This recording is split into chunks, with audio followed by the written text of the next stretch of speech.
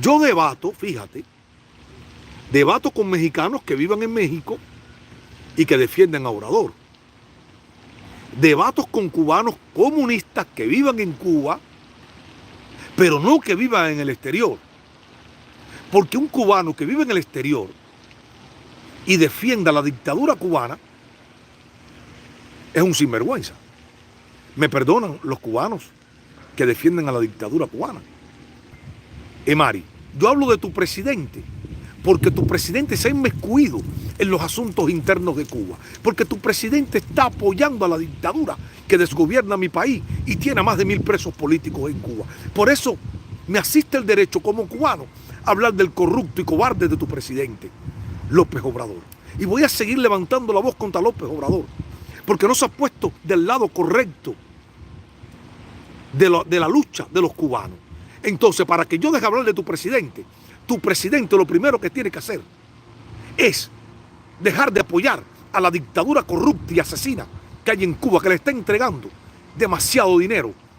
Porque si en tu país hay una mafia del poder, en mi país, o hubo una mafia del poder, en mi país hay una mafia del poder desde hace 63 años que es amiga de tu presidente López Obrador. Así que no me venga a decir a mí que no hable de tu presidente, porque tu presidente se mete en los asuntos del país de Cuba, olvidando a los luchadores anticastristas que están presos ahí. Ahí tiene preso tu presidente. Y llamé a la Cancillería mexicana. Y ella no lo ha dicho, ella no lo sabe. Pero yo hablé con la Cancillería mexicana. Y abogué por Ariana Mena Rubio, una negra opositora cubana que está presa en Tapachula. Y le diga a la Cancillería mexicana que tienen presa una opositora cubana. Pero también a Ariana Mena Rubio, te voy a decir, amiga, que le diste las coordenadas al menos indicado. Le diste tus coordenadas aquí en los Estados Unidos al menos indicado. Y caíste en la presa de toda esta gente. Porque no fuiste inteligente. No fuiste inteligente, Ariana Mena Rubio. Te entregaste y le diste la información a la persona que menos podía darle tu información. Y claro que voy a seguir hablando de tu presidente. Como tu presidente, que dice que es izquierdista, que combatió a Salinas del Gortari, tiene sentado en su gabinete, dígame usted. No, tu presidente no ayuda al pueblo cubano. Tu presidente ayuda a la dictadura cubana. Porque si tu presidente ayudara al pueblo cubano, le dijera a Díaz-Canel que le diera voz a la oposición cubana. Si tu presidente apoyara al pueblo cubano, se reuniera con los opositores cubanos de dentro y fuera de Cuba para exponerle a tu presidente la violación sistemática de los derechos humanos en Cuba. Pero además tu presidente tiene sentado en su gabinete al hombre que enterró a la izquierda por 30 años, a Manuel Barlet. Lo tiene sentado al hombre que dijo que se cayó el sistema con la votación de Cuauhtémoc Cárdenas. Tu presidente traicionó a Cuauhtémoc Cárdenas. Tu presidente traicionó a la izquierda al sentar a Manuel Barlet, al hombre que enterró por 30 años a la izquierda cuando se cayó el sistema. Ustedes no pueden, ustedes para debatir conmigo, ¿sabe qué? Tienen que prepararse bien fuerte, porque yo estoy informado, no porque sea bárbaro, simplemente porque tengo información para debatir con los comunistas. Estoy y tengo información para decir que tu presidente se ha convertido en cómplice del desastre cubano, que tu presidente se ha convertido en cómplice de la dictadura cubana, que le ha entregado millones de dólares en comida, que se la quita a los pobres mexicanos para entregársela a la dictadura cubana, para que la distribuya a la dictadura cubana. Tu presidente se ha convertido en un corrupto, pues como siempre ha sido, porque ha defendido a una dictadura cruel y asesina.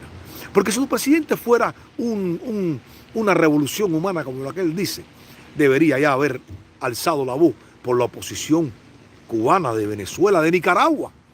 ¿Cómo tu presidente no ha condenado a Daniel Ortega, que metió preso y tiene preso a los opositores en su país? Opositores igual que él. Porque él tuvo opositores en el país. Él tuvo miles de opositores en su país, el presidente Obrador. O sea, ¿por qué Obrador no abre el juego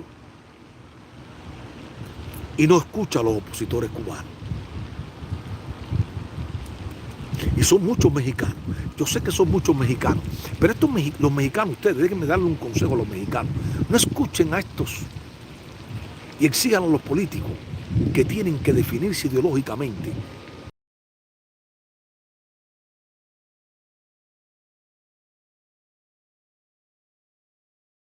Hay un partido republicano que está dividido en el Congreso, que eso ha sido malísimo. La falta de liderazgo del Partido Republicano está poniendo en peligro la estabilidad o la agenda de los conservadores en los Estados Unidos para las leyes que hay que pasar y lo que tenemos que combatir, la corrupción, investigar el dinero que está saliendo para Ucrania, pero también investigar la frontera, qué es lo que está pasando con la frontera sur, cómo están abiertas las fronteras de los Estados Unidos de América. Todo esto tiene, los republicanos tenían que haber entrado al Congreso con el Speaker de House antes de entrar. ¿Y qué hemos hecho?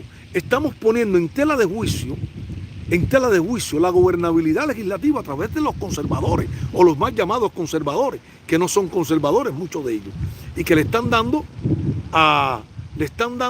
pie a los demócratas a que especulen y hablen de nosotros, que no nos ponemos de acuerdo cuando tenemos nosotros, y tenemos ahora el sartén por los mangos del Congreso norteamericano. Estamos peleados y no hemos podido ponernos de acuerdo, y no está funcionando en estos momentos la legislación norteamericana. ¿Por qué? Porque un grupo de republicanos no se ponen de acuerdo, y esto tenía que haber pasado antes, en diciembre, dejar las vacaciones, porque si esto se sabía, dejar las vacaciones y ponerse de acuerdo.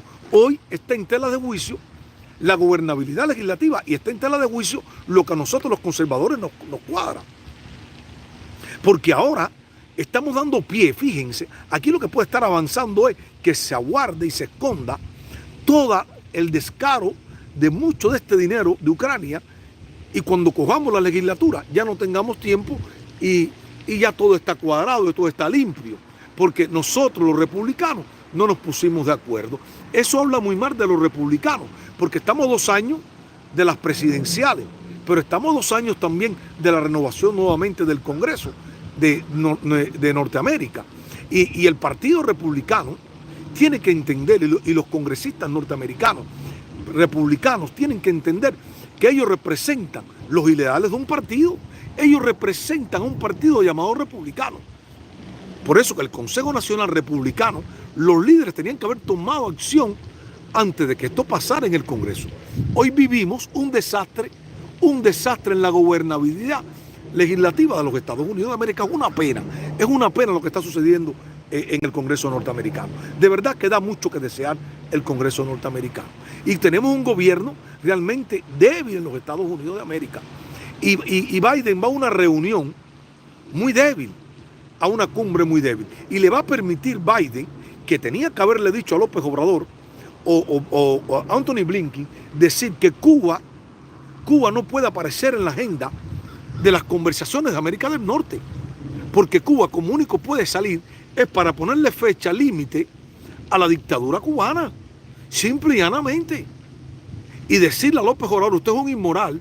Pero bueno, el gobierno norteamericano lo reconoce. También es un inmoral el gobierno norteamericano de aceptar la dictadura cubana ahí, porque tiene relaciones diplomáticas con Cuba. Descaradamente tiene esas relaciones diplomáticas con Cuba.